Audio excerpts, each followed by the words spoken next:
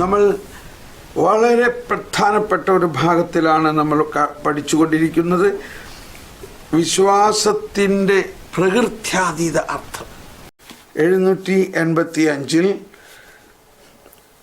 ദൈവത്തിൻ്റെ വിശുദ്ധ ജനം ക്രിസ്തുവിൻ്റെ പ്രവാചക ധർമ്മത്തിലും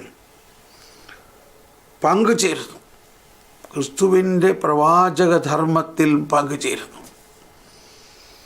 ദൈവത്തിൻ്റെ ജനം ക്രിസ്തുവിൻ്റെ പ്രവാചക ധർമ്മത്തിലും പങ്കുചേരുന്നു. പ്രത്യേകിച്ച്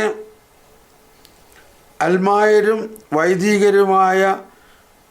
വൈദികരുമായ മുഴുവൻ ജനത്തെയും പ്രകൃത്യാതീതമായി വിശ്വാസാവബോധം വഴി ഈ ജനം വിശുദ്ധർക്ക് എന്നേക്കുമായി നൽകപ്പെട്ട ഈ വിശ്വാസത്തിൽ വീഴ്ച വരാനാവാത്ത വിധം നിലനിൽക്കുമ്പോഴും അതിൻ്റെ ധാരണയെ ആഴപ്പെടുത്തുമ്പോഴും ഈ ലോകത്തിൻ്റെ മധ്യത്തിൽ ക്രിസ്തുവിൻ്റെ സാക്ഷികളായി തീരുമ്പോഴും അങ്ങനെ സംഭവിക്കുന്നു.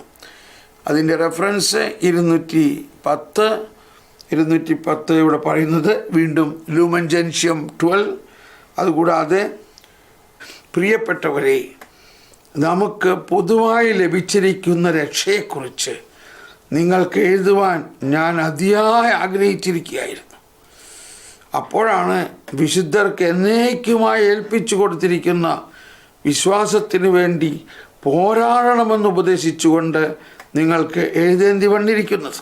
അതാണ് നമുക്ക് പൊതുവായി ലഭിച്ചിരിക്കുന്ന രക്ഷയെക്കുറിച്ച് നിങ്ങൾക്ക് എഴുതുവാൻ ഞാൻ അതിയായി ആഗ്രഹിച്ചിരിക്കുകയായിരുന്നു. അതാണ് പൊതുവായി സഭ മുഴുവനും വിശ്വസിക്കുന്ന പൊതുവായ ആ വിശ്വാസം. അപ്പോഴാണ് വിശുദ്ധർക്ക് എന്നേക്കുമായി ഏൽപ്പിച്ചു കൊടുത്തിരിക്കുന്ന വിശ്വാസത്തിന് വേണ്ടി പോരാടണമെന്ന് ഉപദേശിച്ചുകൊണ്ട് നിങ്ങൾക്ക് എഴുതേണ്ടി വന്നിരിക്കുന്നത്. അപ്പോൾ ദൈവത്തിൻ്റെ വിശുദ്ധ ജനം ക്രിസ്തുവിൻ്റെ പ്രവാചക ധർമ്മത്തിലും പങ്കുചേരുന്നു. അതാണ് ക്രിസ്തുവിൻ്റെ പ്രവാചക ധർമ്മം എന്നെല്ലാം പറഞ്ഞാൽ ക്രിസ്തുവിൻ്റെ പ്രവാചക ധർമ്മം. സകല പ്രവാചകന്മാരും വന്നു, എന്നാൽ ക്രിസ്തുവിൻ്റെ പ്രവാചക ധർമ്മം എന്ന് പറയണത് മറ്റു പ്രവാചകരെ പോലെയല്ല. ക്രിസ്തുവിൻ്റെ പ്രവാചക ധർമ്മം, ക്രിസ്തുവിന് 3 ധർമ്മങ്ങളാണ്. പ്രവാചക ധർമ്മം, അതേസമയം തന്നെ രാജകീയ ധർമ്മം, അതേസമയം തന്നെ പൗരോഹിത്യ ധർമ്മം. 93 സത്യാത്മാവിനാൽ പ്രചോദിക്കപ്പെടുകയും നിലനിർത്തപ്പെടുകയും ചെയ്യുന്ന ഈ വിശ്വാസ അവബോധത്തിൽ വിശുദ്ധമായ പ്രബോധന അധികാരത്താൽ നയിക്കപ്പെടുന്ന ദൈവജനം ഒരിക്കൽ എന്നേക്കുമായി വിശുദ്ധർക്ക് നൽകപ്പെട്ടിരിക്കുന്ന വിശ്വാസം വീഴ്ച വരാനാവാത്ത വിധം മുറുകെ പിടിക്കുന്നു. സത്യാത്മാവിനാൽ പ്രചോദിക്കപ്പെടുകയും പ്രചോദിപ്പിക്കപ്പെടുകയും. അതാണ് പ്രബോധനം നമ്മൾക്ക് ഉണ്ടാകാം, എന്നാൽ ആ പ്രബോധനത്തിൽ മനസ്സിലാകുന്നതിന് തന്നെ പരിശുദ്ധാത്മാവിൻ്റെ പ്രചോദനം വേണം. പരിശുദ്ധാത്മാവിനാൽ പ്രചോദിപ്പിക്കപ്പെടുകയും നിലനിർത്തപ്പെടുകയും ചെയ്യുന്ന ഈ വിശ്വാസാവബോധം എന്ന് പറയുന്നത് ഇവിടെ പ്രകൃത്യാതീതമായ ഒരു വിശ്വാസാവബോധമാണ്.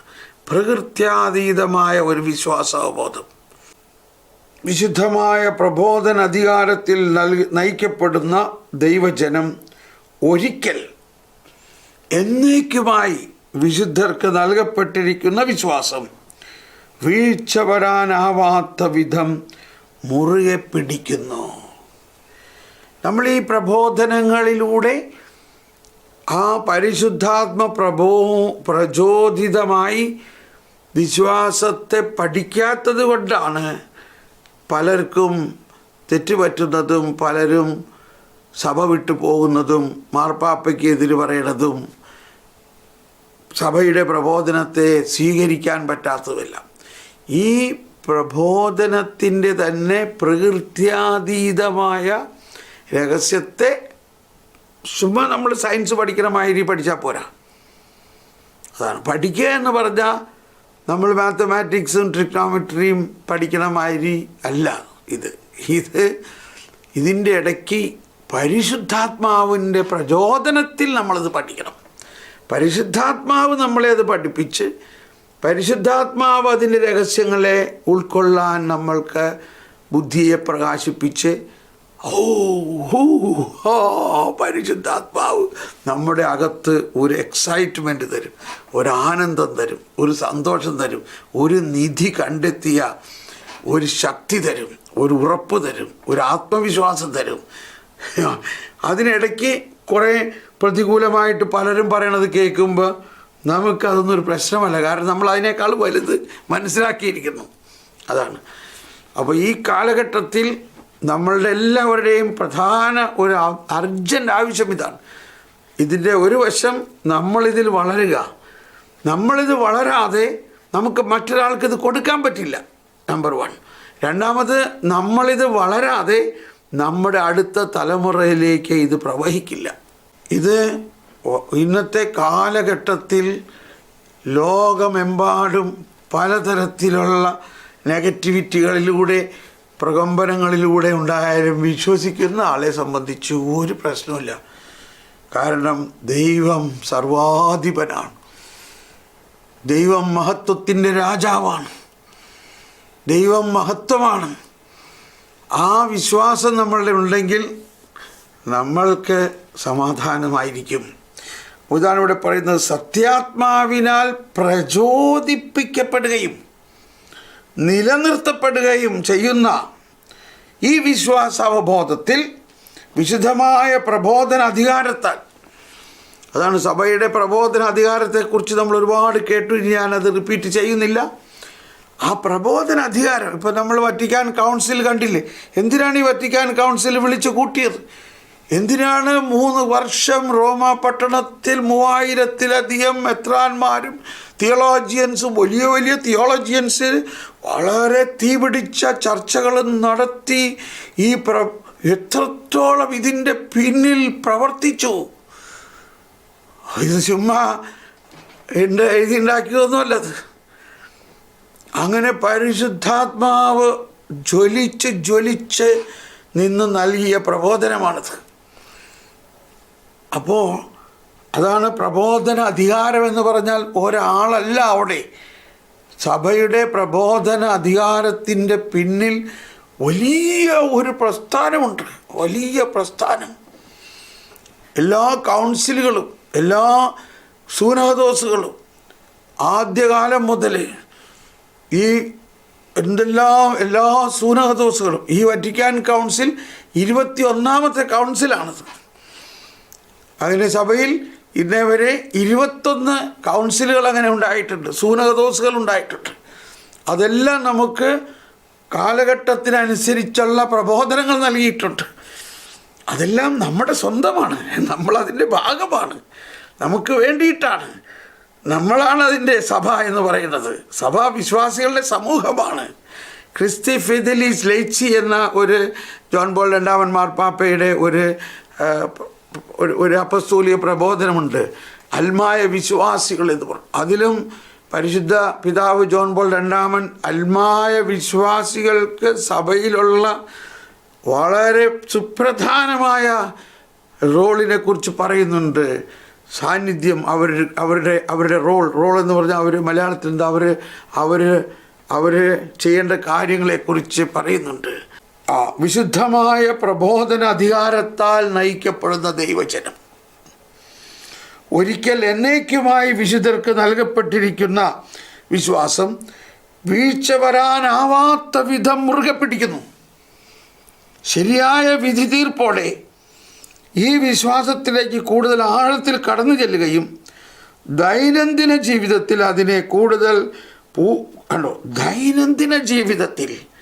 അതിനെ കൂടുതൽ പൂർണ്ണമായി പ്രാവർത്തികമാക്കുകയും ചെയ്യുന്നു. ദൈനംദിന ജീവിതത്തിൽ അതാണ് നമ്മളെ സംബന്ധിച്ച ആദ്യത്തെ പോയിന്റ്. നമ്മുടെ വിശ്വാസ സാക്ഷ്യം എന്ന് പറയുന്നത് ഈ വിശ്വാസം നമ്മുടെ ദൈനംദിന ജീവിതത്തിൽ നമ്മൾ ഉൾക്കൊണ്ട് ജീവിക്കുക. നമ്മൾ അങ്ങനെ ജീവിക്കുമ്പോൾ തന്നെ നമ്മുടെ ആദ്യത്തെ ഭാഗം കഴിഞ്ഞു. നമ്മളത് ജീവിക്കുക. അതാണ് നമ്മുടെ ഫസ്റ്റ് പോയിന്റ്. നമ്മളത് ജീവിക്കുക. Price the Lord. അപ്പോഴാണ് ആ വിശ്വാസത്തിൻ്റെ ദൈവജനം മുഴുവൻ്റെയും ആ കൂട്ടായ്മയുടെ ശക്തി വരുന്നത്. നമ്മളത് ജീവിക്കുക. അപ്പോൾ ചിലർ, നിനക്ക് ഇത്രയും പ്രശ്നമൊക്കെ ഉണ്ടായിട്ട് ഒരു കുഴപ്പമില്ലല്ലോ, നീ എനിക്കെന്തിനാ കുഴപ്പം? എൻ്റെ കർത്താവല്ലേ എൻ്റെ ഉള്ളിലുള്ളത്, മഹത്വീകരിക്കപ്പെട്ട കർത്താവ്. ഓക്കെ, അപ്പോൾ ഇനി ഇതിൻ്റെ സൈഡിലുള്ള പാരഗ്രാഫ് 889 പ്രബോധന ധർമ്മത്തെക്കുറിച്ചാണ്. ഇത് നമ്മളിതിനു മുമ്പ് പഠിച്ചിട്ടുള്ളൊരു കാര്യമാണ്. പ്രബോധന ധർമ്മം, അതിൽ ഒരു ഭാഗമാണ് 140ാമത്തെ എപ്പിസോഡിൽ നമ്മളിത് പഠിച്ചിട്ടുള്ളതാണിത്. 140 139 മറ്റോ. അപ്പസ്തോലന്മാരാൽ കൈമാറപ്പെട്ട വിശ്വാസത്തിൻ്റെ വിശുദ്ധിയിൽ സഭയെ സംരക്ഷിക്കുന്നതിന് വേണ്ടി അവൾക്ക് തൻ്റെ അപ്രമാദിത്വത്തിൽ, അതാണ് ആ പ്രബോധന അധികാരത്തെക്കുറിച്ചാണ് വീണ്ടും ഇവിടെ പറയുന്നത്. നമ്മളിത് വിശദീയമായിട്ട് പഠിച്ചു കഴിഞ്ഞൊരു കാര്യമാണ്. അവൾക്ക് തൻ്റെ അപ്രമാദിത്വത്തിൽ ഒരു പങ്ക് നൽകാൻ സത്യം തന്നെയായ ക്രിസ്തു ആഗ്രഹിച്ചു. അതാണ് ക്രിസ്തുവിൻ്റെ അധികാരം. അപ്പസ്തോലന്മാരാൽ കൈമാറ്റപ്പെട്ട വിശ്വാസത്തിൻ്റെ വിശുദ്ധിയിൽ സഭയെ സംരക്ഷിക്കുന്നതിന് വേണ്ടി അവൾക്ക് തൻ്റെ അപ്രമാദിത്വത്തിൽ ഒരു പങ്ക് നൽകാൻ സത്യം തന്നെയായ ക്രിസ്തു ആഗ്രഹിച്ചു. ദൈവജനം സഭയുടെ, അടുത്ത വാക്ക് വട്ടത്തിൽ ഇവിടെ വരച്ചു വച്ചിരിക്കുകയാണ്, സഭയുടെ സജീവമായ പ്രബോധനാധികാരത്തിൻ്റെ നിയന്ത്രണത്തിൻ കീഴിൽ.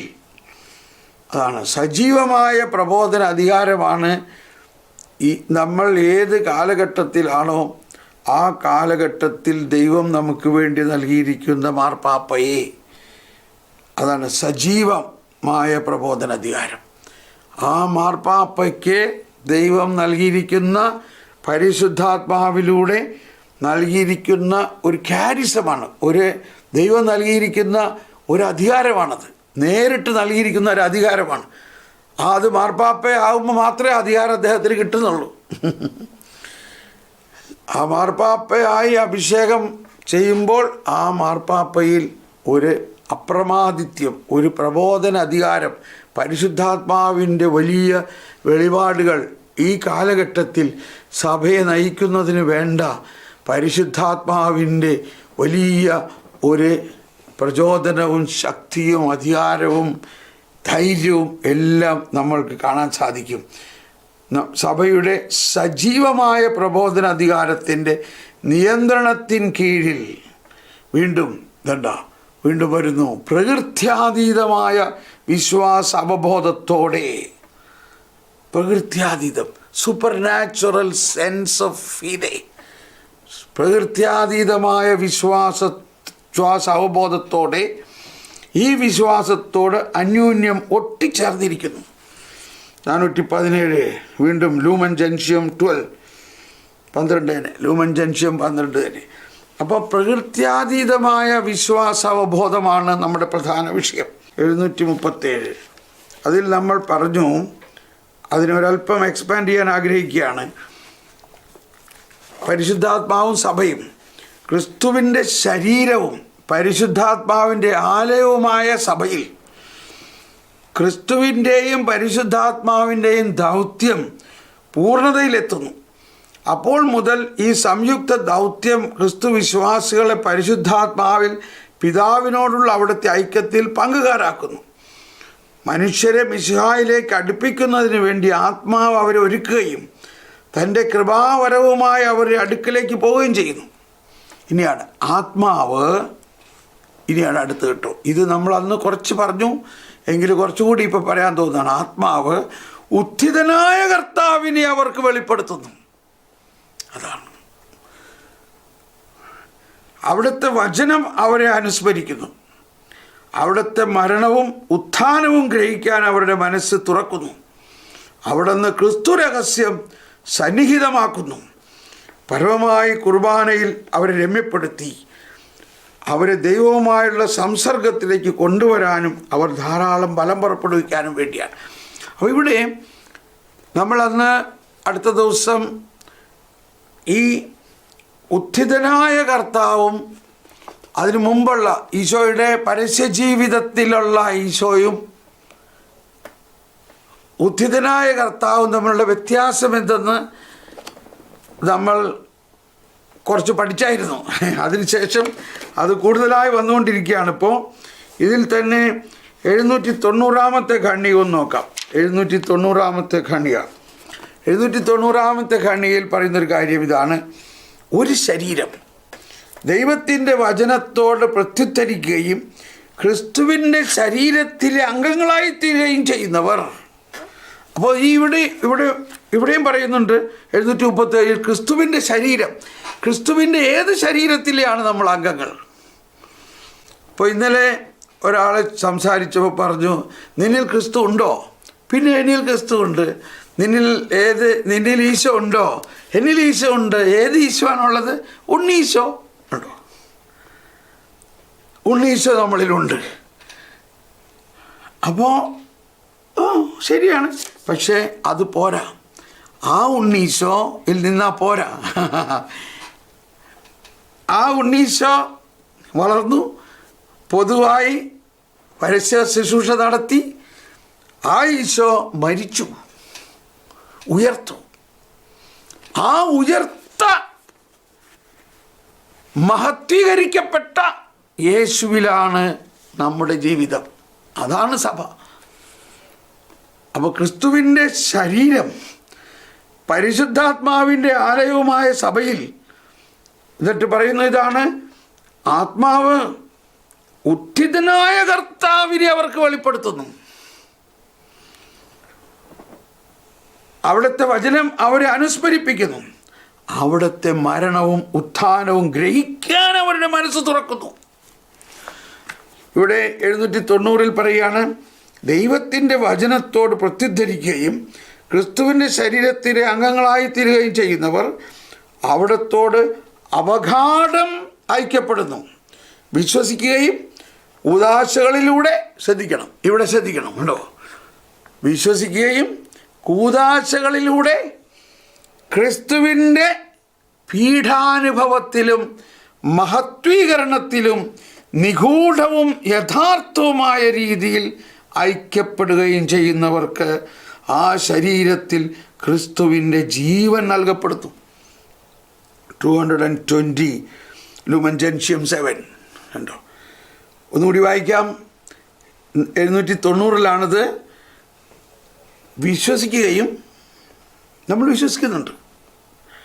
എന്തിനാണ് വിശ്വസിക്കുന്നേ? അതാണ് കൂദാശകളിലൂടെ ക്രിസ്തുവിൻ്റെ പീഠാനുഭവത്തിലും മഹത്വീകരണത്തിലും. ഇതാണ് സ്നേഹമുള്ളവരെ, നിഗൂഢവും അല്ല, അത് നിഗൂഢമായൊരു കാര്യമാണ്. അത് സൂപ്പർ നാച്ചുറലാണ്. അത് പ്രകൃത്യാതീതമായ കാര്യമാണ്. നിഗൂഢവും യഥാർത്ഥവുമായ രീതിയിൽ ഐക്യപ്പെടുകയും ചെയ്യുന്നവർക്ക് ആ ശരീരത്തിൽ ക്രിസ്തുവിൻ്റെ ജീവൻ നൽകപ്പെടുന്നു. അപ്പം ഇവിടെ ഞാൻ ജനറലായിട്ട് ഇനി പറയാൻ പോവുകയാണ്. നമ്മൾ ഒരു ദിവസം അതിനെക്കുറിച്ച് അല്പം ചിന്തിച്ചു. ലൂക്ക 24 ഈശോ ഉയർത്തെഴുന്നേറ്റ കർത്താവ്. അപ്പോൾ ആ ഉയർത്തെഴുന്നേറ്റ കർത്താവിനെ കുറിച്ചൊക്കെ ഞാൻ അന്ന് വിവരിച്ചു. കർത്താവ് മരിച്ചു, കർത്താവ് അടക്കപ്പെട്ടു. അപ്പോൾ ഈശോയുടെ പരസ്യ ജീവിത കാലത്തെക്കുറിച്ചാണ് നമ്മളെപ്പോഴും വായിക്കുന്നത്. പക്ഷേ ഈശോയുടെ പരസ്യ ജീവിത സുവിശേഷത്തിൽ ഈശോ പറഞ്ഞതെല്ലാം അന്ന് ഈശോ തരുന്ന കാര്യമല്ല പറഞ്ഞത്. ഈശോ പറഞ്ഞതെല്ലാം ഉത്ഥാനത്തിന് ശേഷം നമുക്ക് ലഭിക്കുന്ന കാര്യങ്ങളാണ്. ഈശോ പറഞ്ഞതെല്ലാം ഈശോ അന്ന് നമുക്ക് ഈ ഉത്ഥാനത്തിൻ്റെ ശക്തി തരാൻ പറ്റില്ല എന്ന് പറയുന്നുണ്ട്. അതാണ് ദാഹിക്കുന്നവർ എൻ്റെ അടുക്കൽ വരുവിൻ. യോഹന്നാൻ 7:37. ഞാൻ അല്പം വേഗം പോകാൻ പോവുകയാണ്. 7:37. എന്നിട്ട് എന്താ പറഞ്ഞത്? ഇത് അവൻ താൻ നൽകാനിരിക്കുന്ന പരിശുദ്ധാത്മാവിനെ കുറിച്ചാണ് പറഞ്ഞത്. എന്നിട്ട് 7:39 പറയുന്നുണ്ട്, അത് അവൻ നൽകാനിരിക്കുന്ന പരിശുദ്ധാത്മാവിനെ കുറിച്ചാണ് പറഞ്ഞത്. അപ്പോൾ പരിശുദ്ധാത്മാവിനെ നൽകപ്പെട്ടിട്ടില്ല, കാരണം അവൻ മഹത്വീകരിക്കപ്പെട്ടിട്ടില്ല.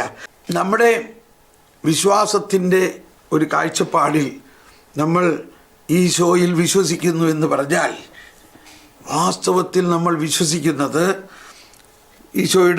ഈശോയുടെ ആരംഭത്തിലൊക്കെ വിശ്വസിക്കണം. എന്നാൽ അതിൻ്റെ ക്രോണോസ് ആൻഡ് കൈറോസിൽ അതിൻ്റെ പൂർണ്ണതയിൽ വരുന്നത് ആ ഉയർത്തെഴുന്നേറ്റ കർത്താവിനെ പരിശുദ്ധാത്മാവ് നമുക്ക് വെളിപ്പെടുത്തി തരുന്നതിലൂടെയും. അപ്പോൾ ഉയർത്തെഴുന്നേറ്റു എന്ന് പറഞ്ഞാൽ, ഈശോയുടെ ഉയർപ്പ് എന്ന് പറഞ്ഞാൽ, ഈശോയുടെ ശരീരം ഇപ്പം എന്തായി മാറി? ഈശോയുടെ മർത്യ ശരീരമായിരുന്ന അത് ഇപ്പോൾ മഹത്വീകൃതമായി മാറി, മഹത്വീകരിക്കപ്പെട്ട ശരീരമായി മാറി. അതാണ് സർവാധിപനാം കർത്താവേ. ഉണ്ടോ? അതിൻ്റെ അവസാനം, മർത്യനു നിത്യമഹോന്നതമാം ഉത്ഥാനം നീ അരുളുന്നു, അക്ഷയമവനുടെ ആത്മാവിൻ ഉത്തമ രക്ഷയും. അവൻ്റെ ആത്മാവ്, അല്ലെങ്കിൽ അവൻ്റെ ശരീരവും ആത്മാവും, ഈശോയുടെ മർത്യ ശരീരം. എന്നിട്ട് ഇവിടെ പ്രാർത്ഥനയാണ്, കർത്താവേ നീ സത്യമായി ഞങ്ങളുടെ ശരീരങ്ങളെ ഉയർപ്പിക്കുന്നവനും ആത്മാക്കളെ രക്ഷിക്കുന്നവനും ജീവനെ നിത്യം പരിപാലിക്കുന്നവനുമാകുന്നു. അപ്പോൾ ഈശോയുടെ ആ ഉത്ഥാനത്തിലൂടെയാണ് ഈശോയുടെ ശരീരം മഹത്വീകരിക്കപ്പെട്ടു.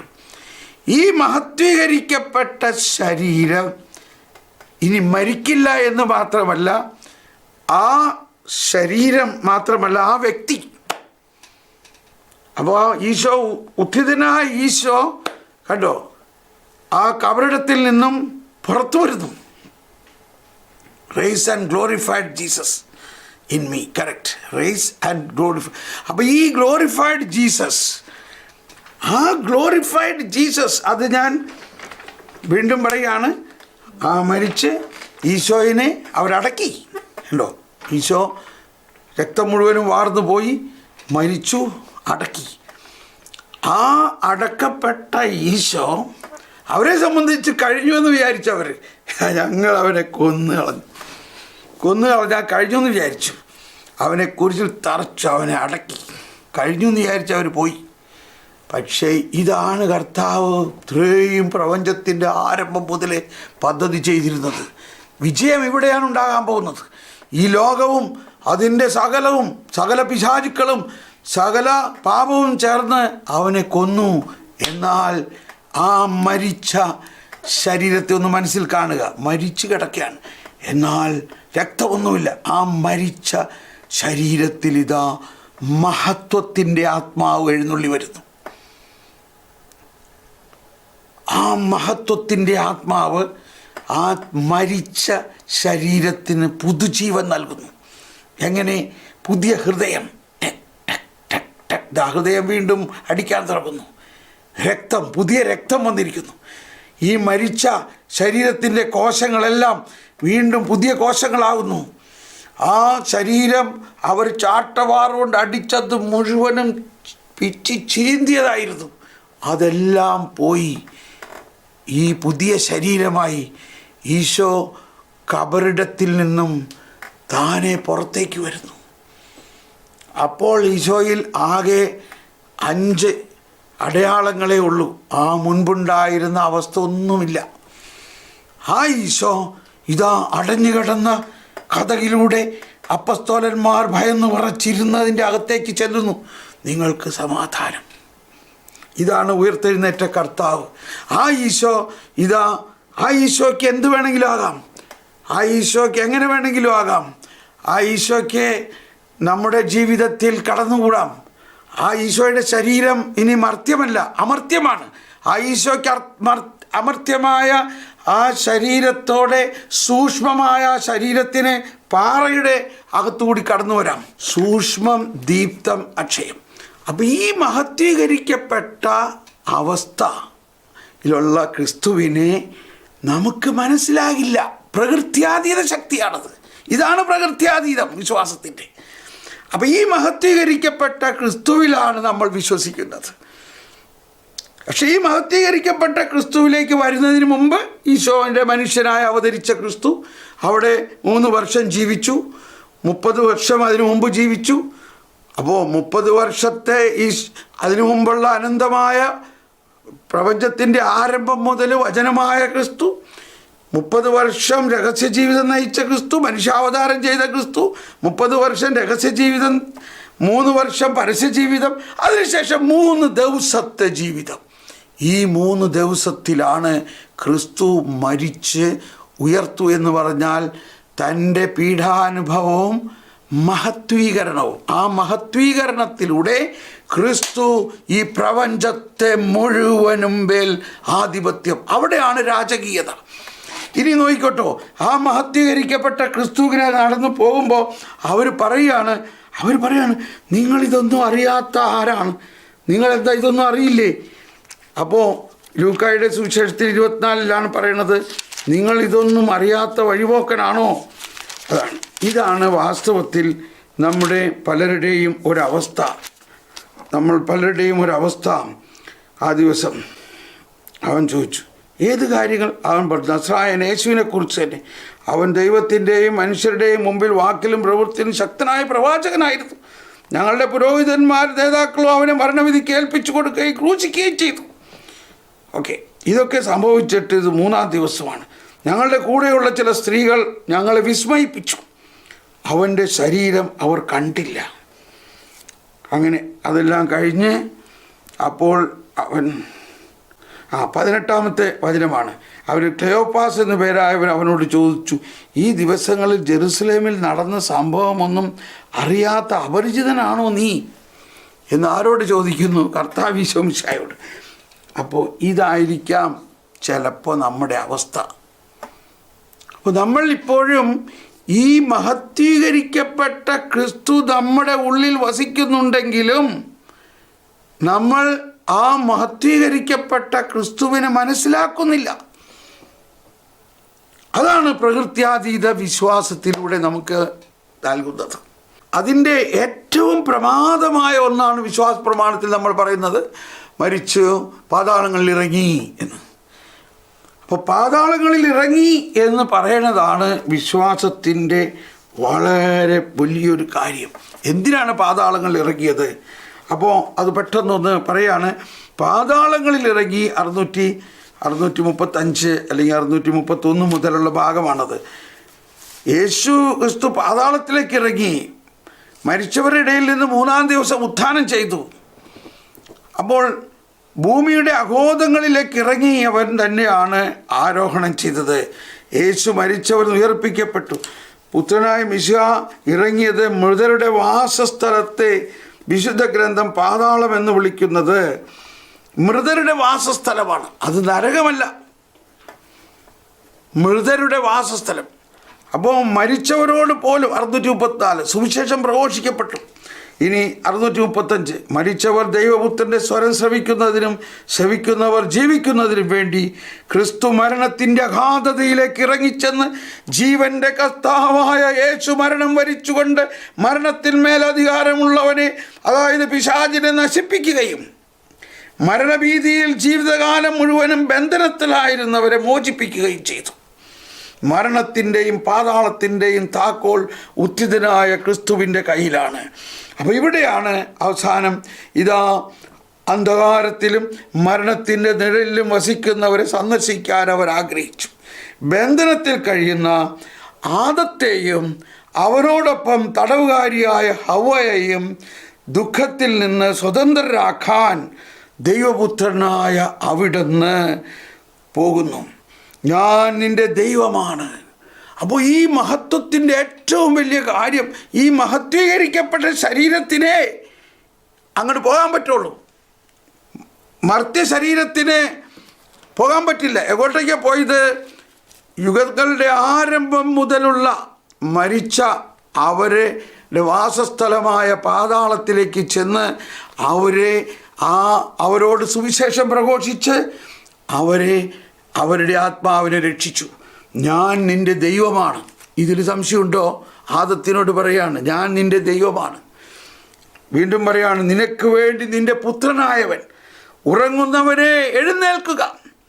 പാതാളത്തിൽ തടവുകാരനായിരിക്കാൻ അല്ല ഞാൻ നിന്നെ സൃഷ്ടിച്ചത്. Price the Lord, price the Lord, price the Lord. മരിച്ചവരിൽ നിന്ന് എഴുന്നേൽക്കുക. മരണമടഞ്ഞവരുടെ ജീവനാണ് ഞാൻ, മരണമടഞ്ഞവരുടെ ജീവനാണ് ഞാൻ. അങ്ങനെ ഇതാണ് അതിൻ്റെ ഒരു ഐക്കൺ, ഇതാണ് അതിൻ്റെ ഒരു ഐക്കൺ. ഈ ഐക്കൻ്റെ പേര് അനസ്താസിസ് എന്ന് പറയും, അല്ലെങ്കിൽ അനസ്താസിസ് എന്ന് പറയും ഈ ഐക്കൺ. അപ്പോൾ നമ്മൾ അനസ്താസിസ് എന്ന് ഗൂഗിൾ ചെയ്താൽ നമുക്കിത് കാണാൻ പറ്റും.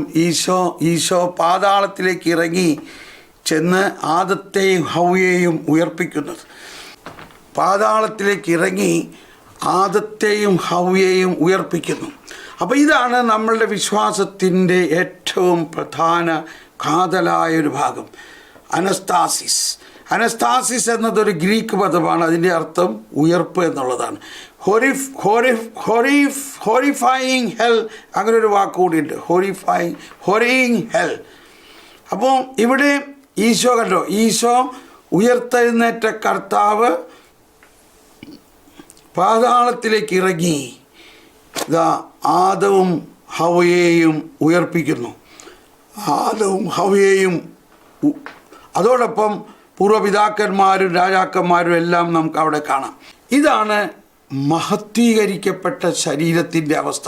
അപ്പോൾ യേശു ഉയർത്തെഴുന്നേറ്റ യേശു, മഹത്വീകരിച്ചപ്പെട്ട യേശു എവിടേക്ക് പോയിരിക്കുന്നു? ഇങ്ങനെ ലോകത്തിൻ്റെ ആരംഭം മുതലുള്ള ആളുകളെ ഉയർപ്പിച്ചു എന്ന പോലെ അടഞ്ഞുകിടക്കുന്ന ഏത് മനുഷ്യരിലേക്കും കടന്നു ചെല്ലും. അപ്പോൾ ഈ മഹത്വീകരിക്കപ്പെട്ട ശരീരമാണ് വിശുദ്ധ കുർബാനയിൽ നാം സ്വീകരിക്കുന്നത്. ഈ മഹത്വീകരിക്കപ്പെട്ട ശരീരമാണ് ക്രിസ്തുവിൻ്റെ സഭ. ആ മഹത്വീകരിക്കപ്പെട്ട ശരീരത്തിൻ്റെ അംഗങ്ങളാണ് നമ്മളെല്ലാവരും. ഈ മഹത്വീകരിക്കപ്പെട്ട ശരീരത്തിൽ ക്രിസ്തു തൻ്റെ പിതാക്കന്മാരെ രക്ഷിച്ചു.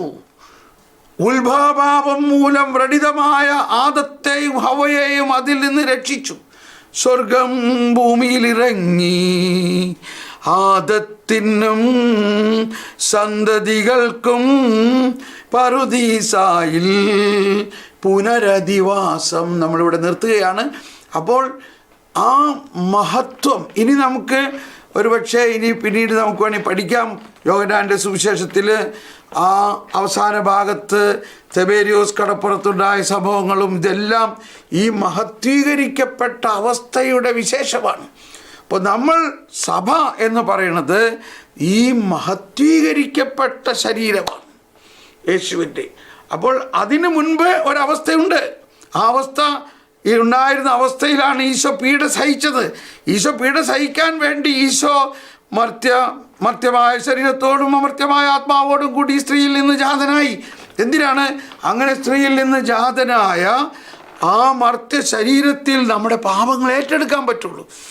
മർത്യരായ നമ്മളെ രക്ഷിക്കാൻ വേണ്ടി അവൻ മർത്യനായി നമ്മുടെ പാപങ്ങൾ ഏറ്റെടുത്തു. ആ പാപങ്ങളെടുത്ത് മരിച്ചു, അതിനെ മഹത്വീകരിച്ചു ആ ശരീരം.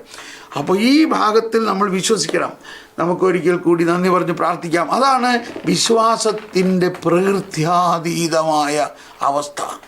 കണ്ടോ, ഇത് നമ്മൾ മനസ്സിലാകുമ്പോൾ തന്നെ നമുക്ക് ഭയങ്കര ആനന്ദമാണ്. കാരണം ഇതാണ് ദൈവം മനുഷ്യൻ്റെ ഭാവനയെ, സകല ഭാവനകളെയും അതിലംഘിക്കുന്ന ക്രിസ്തുവിൻ്റെ സമാധാനം എന്ന് പറയുന്നത്. ഈ ക്രിസ്തുവിൻ്റെ സമാധാനമാണ് യോഹന്നാൻ 16:33. Thank you. ഞാൻ നിങ്ങൾക്ക് എൻ്റെ സമാധാനം നൽകുന്നു, ഞാൻ ലോകത്തെ കീഴടക്കിയിരിക്കുന്നു. അപ്പോൾ നമുക്ക് ഈ ബോധ്യത്തിൽ നമ്മൾക്കൊന്ന് വിശ്വസിക്കാം. നമ്മൾ വിശ്വസിക്കേണ്ടത് ഇവിടെ എല്ലാം പറയുന്നത് ഇതാണ്. ഇപ്പോൾ 790 നമ്മൾ കേട്ടു. എന്താ നമ്മുടെ വിശ്വാസത്തിൻ്റെ പ്രകൃത്യാതീതമായ അവസ്ഥ എന്ന് പറയുന്നത്? ഒരു ശരീരം വിശ്വസിക്കുകയും കൂദാശകളിലൂടെ, അപ്പോൾ ഇത് നമുക്ക് അനുഭവമാകുന്നത് കൂദാശകളിലൂടെയാണ്. ക്രിസ്തുവിൻ്റെ പീഡാനുഭവത്തിലും മഹത്വീകരണത്തിലും നിഗൂഢവും യഥാർത്ഥവുമായ രീതിയിൽ ഐക്യപ്പെടുക. അതാണ് ഇത്, നിഗൂഢവും. അപ്പോൾ ഈ നിഗൂഢാത്മകമായ ഈ മഹത്വീകരണത്തിൽ നമ്മൾ ജ്ഞാനസ്നാനത്തിലൂടെയും സ്ഥൈര്യലേപനത്തിലൂടെയും വിശുദ്ധ കുർബാനയിലൂടെയും പങ്കുചേർന്നിരിക്കുന്നു. Praise the Lord.